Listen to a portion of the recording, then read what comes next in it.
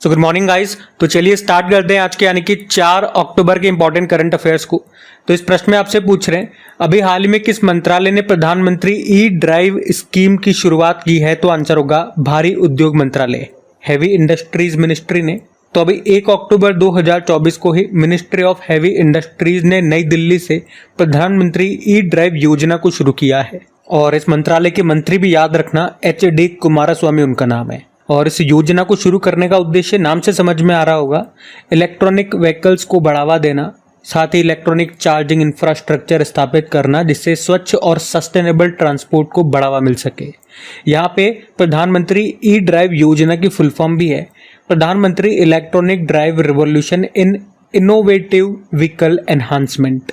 और अभी कैबिनेट ने 11 सितंबर 2024 को ही इस योजना को मंजूरी दे दी थी और इसके लिए 2 सालों के लिए 10,900 करोड़ रुपए भी मंजूर किए हैं। वैसे मैं आपको याद दिलाना चाहूँगा कि इसी साल भारी उद्योग मंत्रालय ने इलेक्ट्रिक मोबिलिटी प्रमोशन स्कीम 2024 को भी शुरू किया था, जो हमने पढ़ा था।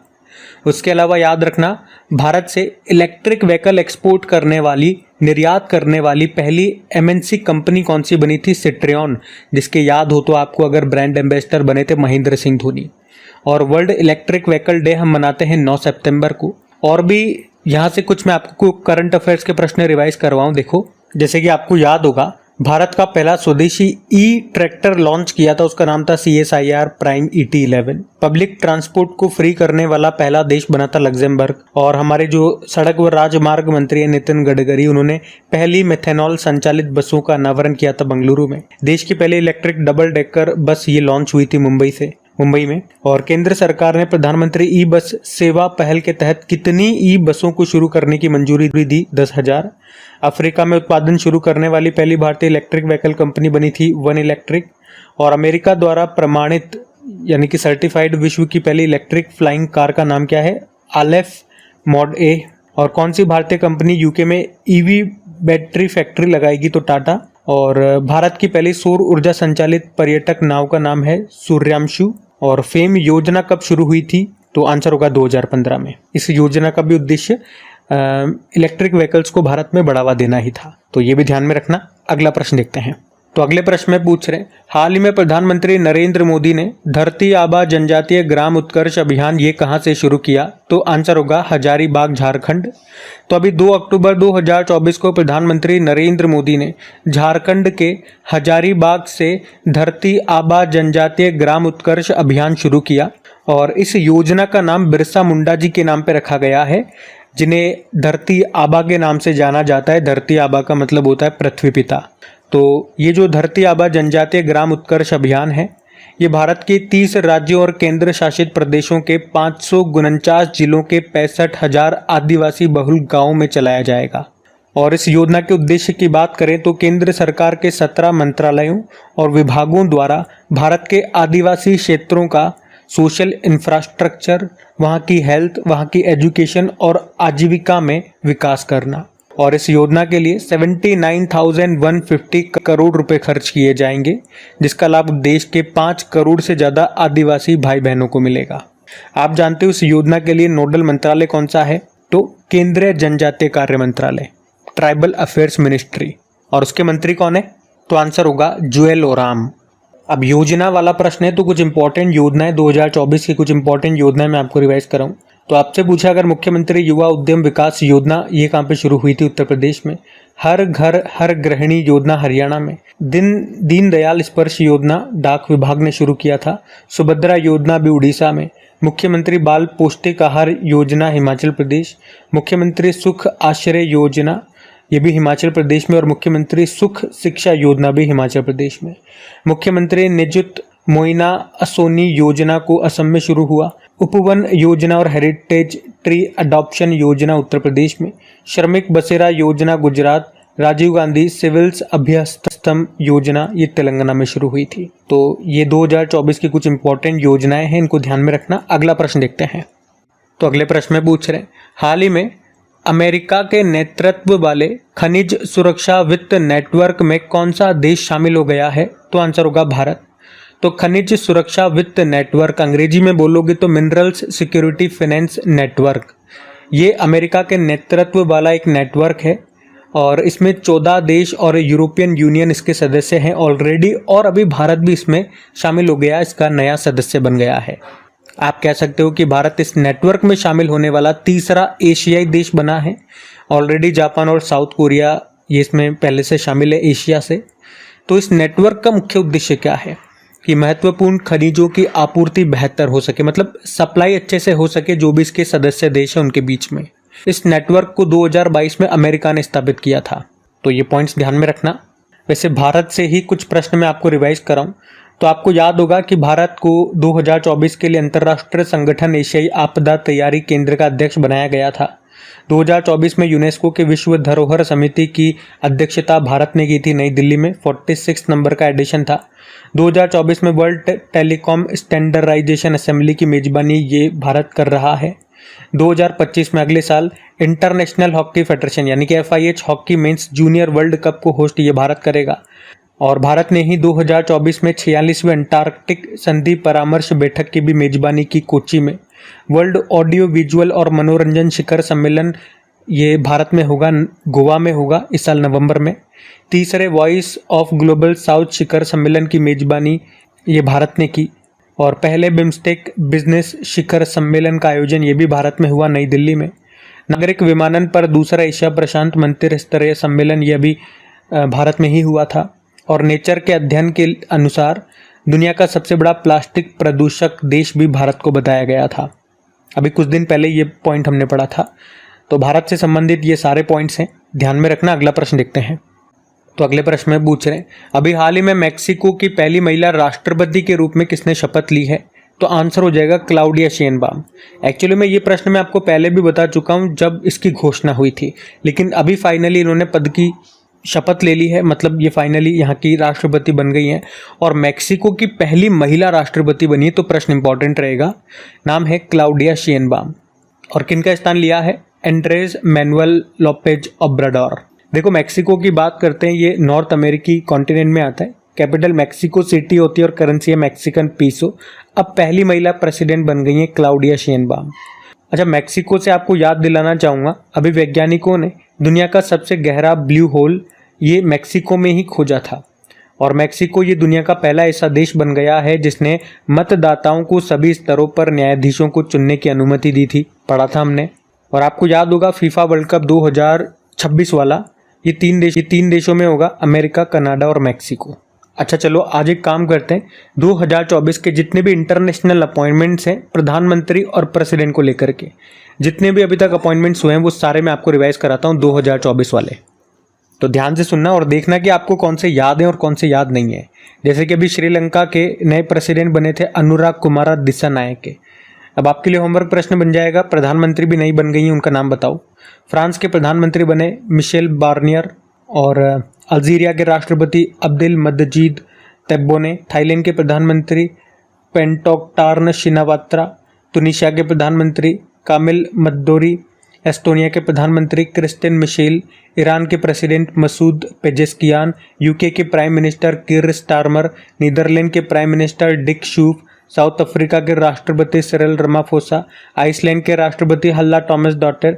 मैक्सिको की पहली महिला राष्ट्रपति क्लाउडिया शेनबाम। देखो जब घोषणा तब से मैं आपको ये बार बार रिवाइज करवा रहा हूँ। तो इसी तरह से जो भी इंपॉर्टेंट प्रश्न होते हैं वो आपकी रिवीजन वाली शीट में मैं डाल देता हूँ, ताकि जब भी उसका रिवीजन हो तो वो पॉइंट बार बार आपकी नज़रों के आगे से निकलता रहे। और अगर मेरे साथ साथ बोलते हो तो आपके मुंह से भी वो शब्द निकलते रहें, तो आपकी जबान पे वो शब्द चढ़ें, आपके दिमाग में जाएं। तो मेरे साथ साथ बोलते हुए रिवीजन करा करो। अगला देखो, लिथुआनिया के राष्ट्रपति गीतानास नौसाद। चाड के प्रधानमंत्री अल्लामाए हलीना। चाड के राष्ट्रपति मोहम्मद इद्रिस डेबी। वियतनाम के राष्ट्रपति टू लैम। क्रोएशिया के प्रधानमंत्री आंद्रेज प्लेंकोविक। स्कॉटलैंड के फर्स्ट मिनिस्टर जॉन स्विनी बने थे। उसके अलावा पनामा के राष्ट्रपति जॉस राउल मुलिनो। सिंगापुर के प्रधानमंत्री लॉरेंस वोंग। आइसलैंड के प्रधानमंत्री बनर्जी बेनेडिक्टसन। स्लोवाकिया के राष्ट्रपति पीटर पेलेग्रिनी।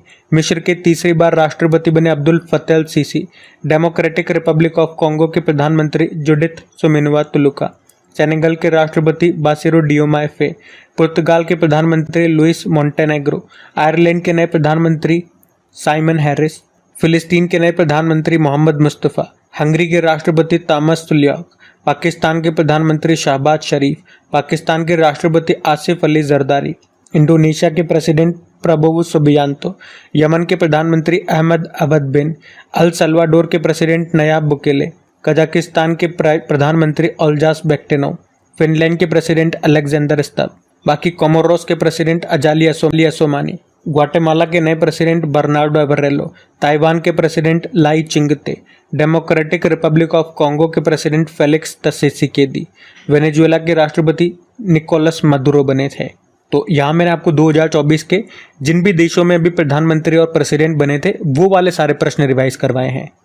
और हाँ, अगर आप में से कोई पहली बार स्टूडेंट क्रेक एग्जाम चैनल पे करंट अफेयर्स पढ़ रहे हैं तो आपको बता दूं कि ये जो सभी प्रश्न हम पढ़ रहे हैं और जो एक्स्ट्रा रिवीजन शीट में आपको दे रहा हूँ ये सब आपको पीडीएफ में भी मिलेगा।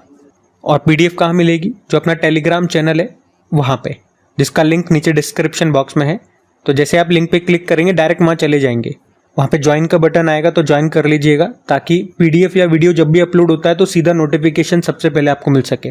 और हाँ, अगर सेशन पसंद आए तो प्लीज़ इसे अपने दोस्तों के साथ में स्टडी ग्रुप में एक बार शेयर ज़रूर कर देना। और अगर वीडियो को अभी तक लाइक नहीं करा तो एक लाइक ज़रूर करना। आज के वीडियो के लाइक का टारगेट रखते हैं 5000 लाइक का, तो लाइक करना मत भूलिएगा। अगला प्रश्न देखते हैं। तो अगले प्रश्न में पूछ रहे हैं कि हाल ही में महाराष्ट्र सरकार द्वारा कला के क्षेत्र में स्वर्गीय Vasudev Gaitonde lifetime achievement पुरस्कार से किसे सम्मानित किया जाएगा? तो आंसर होगा लक्ष्मण श्रेष्ठ को। तो फेमस आर्टिस्ट हैं लक्ष्मण श्रेष्ठ, जिनको महाराष्ट्र सरकार द्वारा कला के क्षेत्र में late Vasudev Gaitonde lifetime achievement award से सम्मानित किया जाएगा। लक्ष्मण श्रेष्ठ ये एक फेमस इंडियन पेंटर हैं। इनका जन्म नेपाल में हुआ था और वर्तमान में ये मुंबई में रहते हैं। बाकी इस अवार्ड की बात करें, late Vasudev Gaitonde lifetime achievement award की, तो वो एक इंडियन पेंटर थे जिनके सम्मान में ये अवार्ड दिया जाता है। और ये पुरस्कार कला के क्षेत्र में योगदान के लिए दिया जाता है, महाराष्ट्र सरकार के द्वारा दिया जाता है। तो इस बार का मिला लक्ष्मण श्रेष्ठ को। चलो कुछ और इम्पोर्टेंट अवार्ड्स मैं आपको रिवाइज कराता हूँ, ज़्यादा नहीं कराऊंगा, 10-15 इंपॉर्टेंट अवार्ड्स मैं आपको रिवाइज करा देता हूँ। जैसे कि अभी लेटेस्ट हमने पढ़ा था 54वां Dada Saheb Phalke life time achievement award मिला 2022 के लिए मिथुन चक्रवर्ती को। सैन्य gender advocate of the year award 2023 मिला था राधिका सेन को। शॉ पुरस्कार, जिसे पूर्व का नोबेल पुरस्कार कहते हैं, श्रीनिवास आर कुलकर्णी को। साहित्य अकादमी फेलोशिप अवार्ड रस्किन बॉन्ड को। ट्यूरिंग पुरस्कार 2023 कंप्यूटिंग का नोबेल पुरस्कार कहते हैं इसको, एवी विक्टरसन को मिला। और अंतर्राष्ट्रीय बुकर पुरस्कार 2024 जेनी अर्पेन मिला उनके उपन्यास कायरोस के लिए। ये जर्मनी लेखिका हैं, ट्रांसलेटर का नाम है Michael Hoffman. Whitley gold award, इसे ग्रीन ऑस्कर भी कहते हैं, 2024 का मिला पूर्णिमा देवी बर्मन को, असम के हैं ये। 2024 का लच्छू महाराज पुरस्कार पंडित राजेंद्र गंगा नाई को मिला। गोल्डमैन पर्यावरण पुरस्कार 2024, जिसे ग्रीन नोबेल प्राइज कहते हैं, ये आलोक शुक्ला को मिला, छत्तीसगढ़ से हैं। किस मानवतावादी पुरस्कार 2021 के लिए रतन टाटा जी को और 2023 का बिल गेट्स को मिला। वर्ल्ड प्रेस फोटो 2024 ये मोहम्मद सलीम को मिला। आर्यभट्ट पुरस्कार पावुलेरी सुब्बा राव। लता दीनानाथ मंगेशकर पुरस्कार 2024 अमिताभ बच्चन को। और एबल पुरस्कार, जिसे गणित का नोबेल पुरस्कार कहते हैं, अभी मिशेल टेलाग्रेन को मिला। अच्छा, इसमें एक पॉइंट मैं आपको अभी नोट करना बाकी है, अभी शस्त्र रामानुजन पुरस्कार, चलो ये मैं आप ही से पूछ लेता हूँ, ये आपका होमवर्क प्रश्न भी हो जाएगा। शस्त्र रामानुजन पुरस्कार अभी किसे दिया गया? वो अमेरिकी गणितज्ञ हैं, उनका नाम मैं आपसे पूछ रहा हूँ, नाम बताइए। अभी 2-3 दिन पहले ही हमने पढ़ा था, बताइए। हम अगला प्रश्न देखते हैं। फिर अगले प्रश्न में पूछ रहे हैं, अभी हाल ही में किस स्थान पर Ayush medical value travel summit 2024 का आयोजन किया गया? तो आंसर होगा मुंबई में।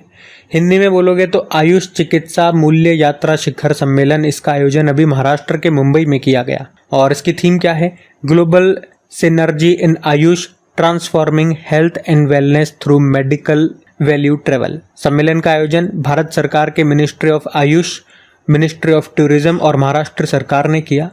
आयोजन करने का उद्देश्य, इस समिट का उद्देश्य क्या है? तो जो आयुष है, आयुष मतलब आयुर्वेद, योग, यूनानी, सिद्ध और होम्योपैथी, तो इसके जैसी पारंपरिक भारतीय चिकित्सा प्रणालियों को आधुनिक स्वास्थ्य देखभाल प्रणालियों के साथ मिलाकर मेडिकल वैल्यू ट्रेवल में भारत की स्थिति को मजबूत करना। आपको पता है अभी भारत के बाहर पहला जन औषधि केंद्र कहाँ पे खोला गया था? तो ये खोला गया था मॉरिशस में। तो ये भी इंपॉर्टेंट प्रश्न रहेगा। अब समिट वाला प्रश्न है तो आ जाओ, मैं आपको 2024 की कुछ इंपॉर्टेंट समिट रिवाइज कराऊं। तो एक तो आपको याद होगा भी एआई सुरक्षा पर दूसरा सम्मेलन हुआ था साउथ कोरिया के सियोल में, world future energy summit United Arab अमीरात में, वर्ल्ड सस्टेनेबल डेवलपमेंट समिट नई दिल्ली में, पहला न्यूक्लियर एनर्जी समिट ब्रुसेल में, नवा रायसीना डायलॉग का आयोजन हुआ था नई दिल्ली में जिसमें चीफ गेस्ट रहे थे ग्रीस के प्रधानमंत्री किर्याकोस मित्सोताकिस, पहला digital India future skill summit Guwahati में, 7वां हिंद महासागर सम्मेलन पर्थ ऑस्ट्रेलिया, विश्व सरकार सम्मेलन 2024 दुबई, भारत यूनेस्को की विश्व धरोहर समिति की अध्यक्षता करेगा, ये हमने पढ़ी लिया, 46 नंबर का एडिशन हो चुका है, ये नई दिल्ली में हुआ था। और vibrant Gujarat global trade show का आयोजन हुआ गांधीनगर में, नवा अंतर्राष्ट्रीय विज्ञान महोत्सव फरीदाबाद में, 27वां राष्ट्रीय युवा महोत्सव नासिक में, पहला Bharat steam boiler expo Guwahati में, कृषि अर्थशास्त्रियों का 32वां अंतर्राष्ट्रीय सम्मेलन हुआ नई दिल्ली में, दूसरी बार भारत ने इसको होस्ट किया है। उसके अलावा अभी 19वां CII भारत अफ्रीका व्यापार सम्मेलन हुआ नई दिल्ली में, 8वां धर्म धम्म सम्मेलन 2024 अहमदाबाद में हुआ और चीफ गेस्ट थे हमारे वाइस प्रेसिडेंट जगदीप धनखड़, पहला बिम्स्टेक बिजनेस शिखर सम्मेलन हुआ अभी नई दिल्ली में, और चौथा राष्ट्रीय हिंदी विज्ञान महोत्सव 2024 ये हुआ भोपाल में, विश्व शिक्षा सम्मेलन 2024 दुबई में, जिला न्यायपालिका का राष्ट्रीय सम्मेलन नई दिल्ली में, और नागरिक विमानन पर दूसरा एशिया प्रशांत मंत्री स्तरीय सम्मेलन भारत में हुआ, पहला विश्व ऑडियो विजुअल और मनोरंजन शिखर सम्मेलन ये गोवा में होगा मतलब इस साल, नेशनल ई गवर्नेंस कॉन्फ्रेंस 2024 का आयोजन हुआ मुंबई में, ग्लोबल AI शिखर सम्मेलन 2024 हैदराबाद में, पहला संयुक्त कमांडर सम्मेलन लखनऊ में, दूसरा अंतर्राष्ट्रीय बौद्ध मीडिया सम्मेलन 2024 नई दिल्ली में, और दूसरा ग्लोबल फूड रेगुलेटर समिट 2024 नई दिल्ली में हुआ था। उद्घाटन किया था हमारे हेल्थ मिनिस्टर JP नड्डा ने। तो ये 2024 के कुछ इंपॉर्टेंट समिट से ध्यान में रखना। अगला प्रश्न देखते हैं। तो अगले प्रश्न में पूछ रहे हैं अभी हाल ही में वर्ल्ड ग्रीन इकोनॉमिक फोरम 2024 का आयोजन ये कहाँ पे किया गया, तो आंसर होगा दुबई में। तो वर्ल्ड ग्रीन इकोनॉमिक फोरम 2024 की हम बात कर रहे हैं, इस बार इसका 10वां संस्करण था ये, जो दुबई UAE में हुआ। इसका उद्घाटन किया था UAE के प्रधानमंत्री शेख मोहम्मद बिन राशिद अल मक्तूम ने, और थीम थी ग्लोबल एक्शन को सशक्त बनाना, अवसरों को खोलना और प्रगति को आगे बढ़ाना। आपको याद होगा दुबई से अभी वर्ल्ड गवर्नमेंट समिट 2024 भी दुबई में हुआ था। विश्व की पहली हवाई टैक्सी सेवा भी दुबई में शुरू हुई थी। और वैसे आपको याद होगा भी IIT दिल्ली ने अपना जो पहला कैंपस है भारत के बाहर वो अबू धाबी में ही खोला है। और अभी महिलाओं का T20 वर्ल्ड कप 2024 ये यूनाइटेड अरब अमीरात में शुरू हो चुका है, जो पहले बांग्लादेश में होने वाला था। तो ये भी ध्यान में रखना पॉइंट्स। अगला प्रश्न देखते हैं। फिर आपसे पूछ रहे हैं अभी हाल ही में नीति आयोग का महिला उद्यमिता चैप्टर पाने वाला पहला राज्य कौन सा बन गया, या उसमें शामिल होने वाला पहला राज्य कौन सा बन गया, तो आंसर होगा तेलंगाना। तो याद रखेंगे सबसे पहले तो कि तेलंगाना ये नीति आयोग का महिला उद्यमिता प्लेटफॉर्म चैप्टर पाने वाला पहला राज्य बन गया है। इसका उद्देश्य क्या है कि विभिन्न क्षेत्रों में महिला उद्यमियों को, जो वुमेन्स एंटरप्रेन्योर है, उनको बढ़ावा देना, उनका समर्थन करना। तो ये मंच उनके व्यवसाय को आगे बढ़ाने के लिए जो भी संसाधन उपयोग में आते हैं, जो भी उपकरण, जो भी चीज़ें उन्हें चाहिए होती है आगे बढ़ने के लिए, उनके व्यवसाय को आगे बढ़ाने के लिए, तो ये सब फैसिलिटी ये प्रोवाइड करेगा। मतलब एक मजबूत नेटवर्क प्रदान करेगा महिला उद्यमियों को आगे बढ़ाने के लिए, ये याद रखो। बाकी पहले नीति आयोग की बात करें। नीति मतलब होता है national institute for transforming India.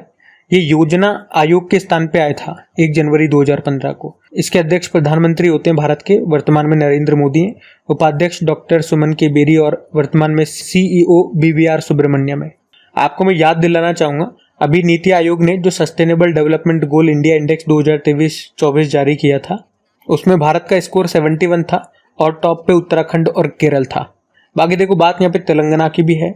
तो ये रहा मैप में तेलंगाना, कैपिटल हैदराबाद है, मुख्यमंत्री है रेवंत रेड्डी और गवर्नर है जिष्णु देव वर्मा। आपको याद है अभी भारतीय वायुसेना प्रमुख ने हथियार प्रणाली स्कूल का उद्घाटन कहाँ पे किया था, हैदराबाद में। वैसे अभी नए हमारे एयर चीफ मार्शल बन गए। चलो आप बताओ हमारे नए एयर चीफ मार्शल कौन बन गए हैं, ये आपके लिए प्रश्न हो गया। चलो एक और। बाकी 2024 में भारत में जो ई-प्रिक्स का दूसरा संस्करण होगा वो हैदराबाद में ही होगा। और अभी इंडिया ट्रेवल अवार्ड्स में बेस्ट एयरपोर्ट का अवार्ड मिला था राजीव गांधी इंटरनेशनल एयरपोर्ट को, ये हैदराबाद में है।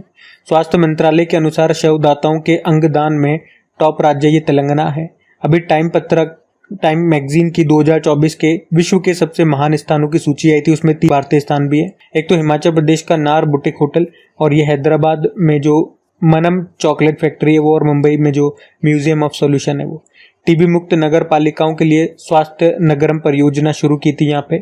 राजीव गांधी सिविल्स अभ्यस्तम योजना यहाँ शुरू हुई थी और उत्तर पूर्वी राज्यों पर केंद्रित पहला भारतीय कला महोत्सव अभी सिकंदराबाद में हुआ था, जिसका उद्घाटन हमारी प्रेसिडेंट ने किया था। बाकी कनुमा त्यौहार यहाँ मनाया जाता है, बथुकम्मा फेस्टिवल जिसे फूलों का त्यौहार कहते हैं, बोनालू उत्सव होता है, मेदराम जात्रा उत्सव होता है। कुंभ मेले के बाद दूसरा सबसे बड़ा मेला यही है। तो तेलंगाना से ये पॉइंट्स भी ध्यान में रखना। अगला प्रश्न देखते हैं। तो अगले में पूछ रहे हैं कि भारतीय समाचार पत्र सोसाइटी के नए अध्यक्ष कौन बन गए? तो आंसर होगा MV श्रेयांश कुमार।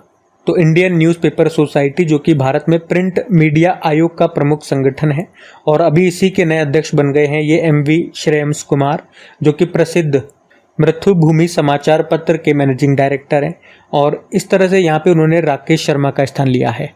अच्छा, कुछ और अपॉइंटमेंट्स भी मैं आपको यहाँ रिवाइज कराऊँ। जैसे अभी सतीश कुमार रेलवे बोर्ड के नए चेयरमैन और CEO बने थे। बी श्रीनिवासन राष्ट्र सुरक्षा गार्ड के नेशनल सिक्योरिटी गार्ड के नए director general. Rajwinder Singh Bhatti CISF के director general. Daljit Singh Chaudhary border security force के डायरेक्टर जनरल। और SSB के आप बताओ, SSB के कौन बन गए? अब ये नहीं है, SSB के नए बन गए, बताओ कौन? सिंधु गंगाधरन ये नेस्कॉम की चेयरपर्सन बनी, तो राजेश नाम्बियार नेस्कॉम के president. Jay Shah international cricket council के नए अध्यक्ष बनेंगे इस साल के एंड में। मोहसिन नकवी ये पाकिस्तान क्रिकेट बोर्ड के अध्यक्ष हैं, एशियन क्रिकेट काउंसिल के नए अध्यक्ष बनने वाले हैं। Sanjeev Ranjan Indian Ocean Rim Association के डायरेक्टर जनरल बन जाएंगे। अशोक कुमार सिंह कर्मचारी राज्य बीमा निगम के डायरेक्टर जनरल बने। P हरीश इंपॉर्टेंट नाम है, संयुक्त राष्ट्र में भारत के परमानेंट रिप्रेजेंटेटिव बने। राहुल नवीन प्रवर्तन निदेशालय एनफोर्समेंट डायरेक्टरेट के नए डायरेक्टर। रेलवे बोर्ड के नए अध्यक्ष ये तो हमने पढ़ लिया ऊपर। बाकी मनोज मित्तल सिडबी के नए CMD बने और रॉबर्ट J रवि ये BSNL के नए CMD बने। प्रीति सुडान की बात करें, संघ लोक सेवा आयोग UPSC के नए अध्यक्ष बनी थी। तो ये इंपॉर्टेंट अपॉइंटमेंट्स भी हमने कर लिए। अगला देखते हैं चलो। तो अगले में पूछ रहे हैं कि अभी प्रधानमंत्री नरेंद्र मोदी ने किस राज्य में 4 बायोगैस यूनिट का अनावरण किया? तो आंसर होगा असम में। तो अभी प्रधानमंत्री नरेंद्र मोदी ने स्वच्छता ही सेवा कार्यक्रम 2024 के हिस्से के रूप में भी असम में 4 कंप्रेस्ड बायोगैस प्लांट्स का अनावरण किया, उनके निर्माण की शुरुआत की। ये प्रोजेक्ट असम के गुवाहाटी, जोरहाट, शिवसागर और तिनसुकिया में बनाए जाएंगे। इसके अलावा आपको बता दूं कि ऑयल इंडिया लिमिटेड और पेट्रोलियम और नेचुरल गैस मिनिस्ट्री ये साथ में मिलकर के 2024-25 तक टोटल 25 कंप्रेस्ड बायोगैस प्लांट स्थापित करेंगे, जिनमें से 4 अभी असम में बनाए जा रहे हैं। बाकी असम की बात करें, इसकी कैपिटल दिसपुर होती है। मुख्यमंत्री हेमंत बिस्वा शर्मा और गवर्नर गुलाब चंद कटारिया। आपको याद होगा अभी असम का मोइदम स्थान जो है ये यूनेस्को की विश्व धरोहर सूची में शामिल किया गया था भारत की ओर से। असम राइफल्स के डायरेक्टर जनरल विकास लखेरा बने थे, ये पॉइंट भी ध्यान में रखना। और वैसे नॉर्थ ईस्ट का पहला कंप्रेस्ड बायोगैस प्लांट ये असम में ही खोला गया था, पिछले साल हमने पढ़ा था। तो आज की क्लास यहीं तक रखते हैं। ये थी जी आज की हमारी करंट अफेयर्स की क्लास। कमेंट करके ज़रूर बताइएगा सेशन आपको कैसा लगा। बाकी एक बार फिर से याद दिला दूं, PDF मिलेगी टेलीग्राम में। सेशन पसंद आए तो लाइक ज़रूर करना, नहीं करा तो अभी तक, और दोस्तों के साथ में स्टडी ग्रुप में एक बार शेयर ज़रूर करना। तो चलो अभी कल के करंट अफेयर्स का आपको क्विक रिविजन करा दूँ, फिर हम सेशन एंड करते हैं। तो यहाँ पे हम 3 अक्टूबर के इंपॉर्टेंट करंट अफेयर्स का क्विक रिवीजन कर रहे हैं। पहला प्रश्न पूछा था, ब्रेन लारा की आत्मकथा का नाम क्या है? Lara the England chronicles. फिर पूछा भी चर्चा में रहे, स्वच्छ भारत अभियान की शुरुआत कब हुई थी? 2 अक्टूबर 2014 को। फिर पूछा कौन सा देश 2025 में पहले खो खो विश्व कप की मेजबानी करेगा? भारत। फिर पूछा नाटो 2025 में अपना उत्तरी भूमि कमान कहाँ स्थापित करेगा? फिनलैंड। अपना अंतिम कोयला बिजली संयंत्र बंद करने वाला पहला G7 कंट्री कौन सा है? तो आंसर होगा इंग्लैंड। माँ दुर्गा अभियान ये कहाँ पे शुरू किया गया? तो आंसर होगा महाराष्ट्र। भारत में क्रूज पर्यटन को बढ़ावा देने के लिए क्रूज भारत मिशन कहाँ से शुरू किया गया है? मुंबई। और अभी 2024 हुरुन इंडिया अंडर 35 की सूची में टॉप पर कौन है? तो आंसर होगा अंकुश सचदेवा। अच्छा, अगले में एक छोटा सा एक करेक्शन है। यहाँ पे टेस्ट क्रिकेट मैंने आपको बोला था, तो टेस्ट क्रिकेट नहीं, अंतर्राष्ट्रीय क्रिकेट में इंटरनेशनल मैचेस में 594 पारियों में सबसे तेज 27,000 रन पूरे करने वाले खिलाड़ी कौन बन गए? तो विराट कोहली। आंसर वही है, सब कुछ वही है, लेकिन टेस्ट क्रिकेट नहीं, सभी इंटरनेशनल मैचेस में जो भी इन्होंने खेले हैं। और आखिरी प्रश्न पूछा था, अंतर्राष्ट्रीय अहिंसा दिवस कब मनाया? तो 2 अक्टूबर आंसर होगा। चलो अभी कल का होमवर्क प्रश्न भी देखते हैं और सेशन एंड करते हैं। तो कल आपसे पूछा था उत्तर प्रदेश के फुर्सतगंज रेलवे स्टेशन का नाम बदल के क्या कर दिया? तपेश्वर नाथ धाम स्टेशन कर दिया। तो आप सभी ने प्रश्न का बिल्कुल सही उत्तर दिया। अब ये रहा आज का आपका होमवर्क प्रश्न।